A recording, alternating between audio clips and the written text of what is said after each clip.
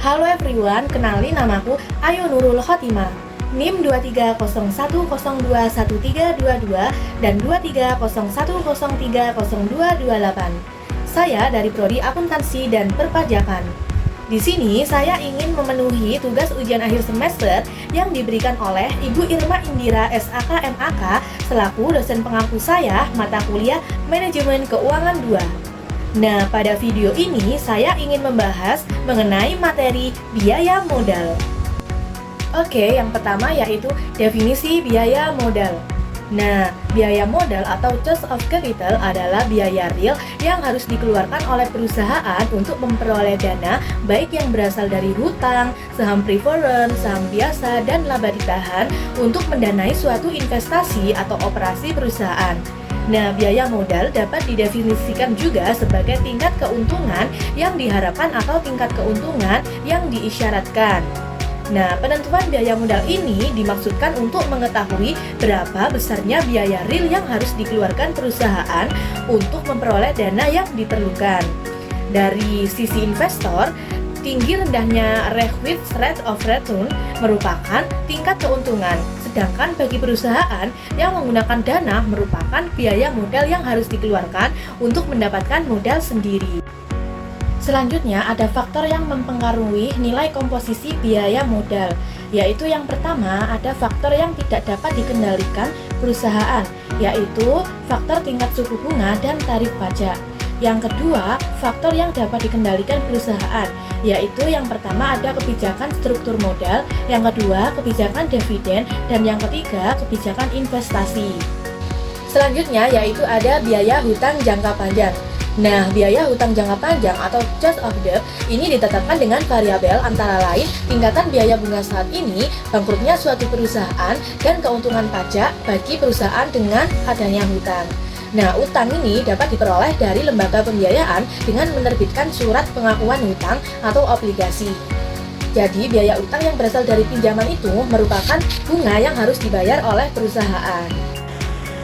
Selanjutnya yaitu cost of debt dibagi menjadi dua macam, yaitu yang pertama biaya utang sebelum pajak atau before tax cost of debt, yaitu besarnya biaya utang sebelum pajak dapat ditentukan dengan menghitung besarnya tingkat hasil interval atas arus kas obligasi yang dinotasikan dengan KD, yaitu beban hutang atau hutang jangka panjang.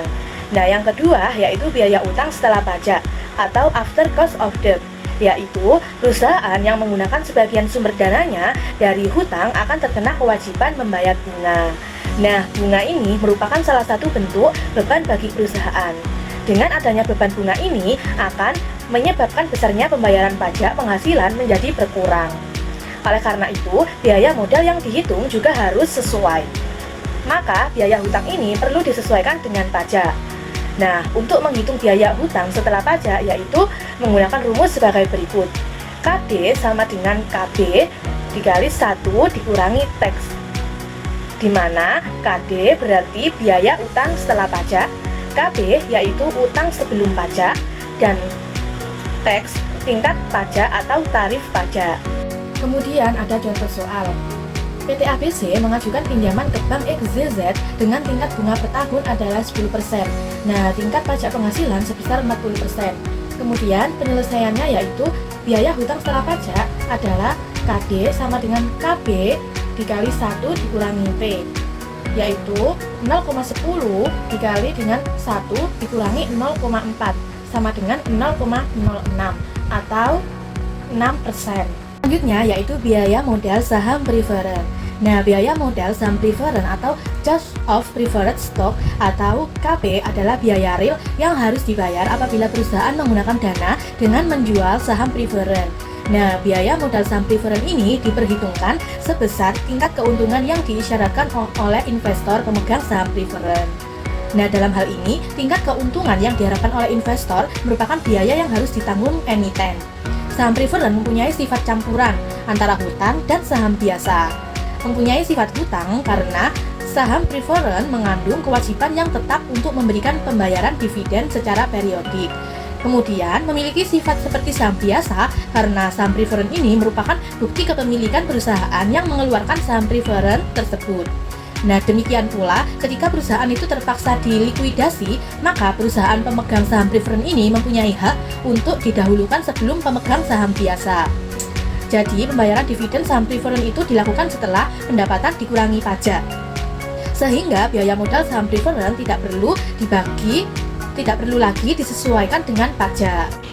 Biaya modal penggunaan saham preferred dihitung dengan membagi dividen per lembar saham preferred dengan harga saham preferred saat ini, sehingga dapat dicerminkan dengan rumus sebagai berikut. Rumusnya yaitu KP sama dengan DP per PO, di mana KP sama dengan biaya saham preferred, kemudian DP sama dengan dividen saham preferred, sedangkan PO yaitu harga saham preferred saat penjualan atau disebut harga proses. Nah, jika ada biaya penerbitan, maka biaya modal saham preferred dihitung atas dasar penerimaan kas bersih yang diterima. Rumusnya yaitu KP sama dengan DP dibagi net. Selanjutnya ada contoh soal. PT Anugrah menjual saham preferred dengan nominal Rp15.000. Kemudian harga jual preferred sebesar Rp18.900. Dividen tiap tahun sebesar Rp1.500. Dan biaya penerbitan setiap lembar sebesar Rp150. Jadi penyelesaiannya yaitu KP sama dengan DP dibagi PO sama dengan 1.500 per 18.900 dikurangi 150 sama dengan 8%. Selanjutnya yaitu biaya modal saham biasa. Nah, biaya modal saham biasa merupakan biaya yang dikeluarkan oleh perusahaan yang memperoleh dana dengan menjual saham biasa untuk investasi. Nah, biaya modal saham biasa ini dapat mengalami peningkatan secara internal dengan menahan laba atau secara eksternal dengan menjual atau mengeluarkan saham biasa baru. Adapun rumusnya yaitu sebagai berikut. KE sama dengan buka kurung D1 dibagi P0 tutup kurung ditambah G, di mana KE sama dengan biaya modal saham biasa, kemudian D1 sama dengan dividen pada tahun pertama, kemudian P0 sama dengan harga saham saat ini, kemudian G sama dengan tingkat pertumbuhan. Nah, biaya modal saham sama dengan dividen yang ditambah tingkat pertumbuhan. Kemudian ada contoh soal. Apabila dividen saham PT Maju diharapkan tumbuh sebesar 10% per tahun, sedangkan dividen yang diharapkan pada tahun pertama sebesar Rp160 dan harga pasar saham sekarang sebesar Rp2.160. Nah, penyelesaiannya yaitu KE sama dengan buka kurung D1 per PO tutup kurung ditambah G sama dengan buka kurung 160 dibagi 2.160 tutup kurung ditambah 0,1 sama dengan 0,074 ditambah 0,1 sama dengan 0,174 dikali 100, sehingga hasilnya 17,4%. Selanjutnya yaitu biaya laba ditahan. Nah, biaya laba ditahan adalah biaya dari penggunaan sumber saham biasa. Besarnya biaya laba ditahan ini merupakan tingkat pendapatan investasi atau rate of return dari saham yang akan diterima oleh investor jika investor menginvestasikan sendiri dalam kesempatan investasi lain dengan jenis perusahaan dan resiko yang sama. Nah, biaya laba ditahan ini sama dengan biaya saham biasa. Tetapi apabila keuntungan atau earning yang dibagikan kepada pemegang saham dan mereka ingin menginvestasikan kembali dalam saham perusahaan, maka harus membayar pajak atas dividen untuk memperoleh tambahan lembar saham. Kemudian ada biaya modal rata-rata tertimbang. Nah, jika biaya modal salah satu komponen berubah, maka akan ada lompatan dalam biaya modal rata-rata tertimbang.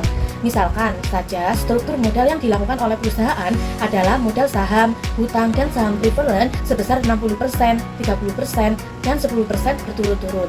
Nah, biaya modal hutang atau sesudah pajak, saham preferred dan saham biasa adalah 12,6% sesudah pajak, kemudian 20% dan 25% berturut-turut.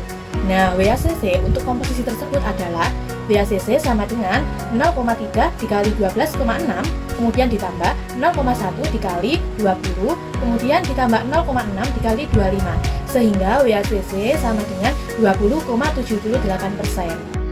Oke, itu saja yang dapat saya sampaikan mengenai materi biaya modal.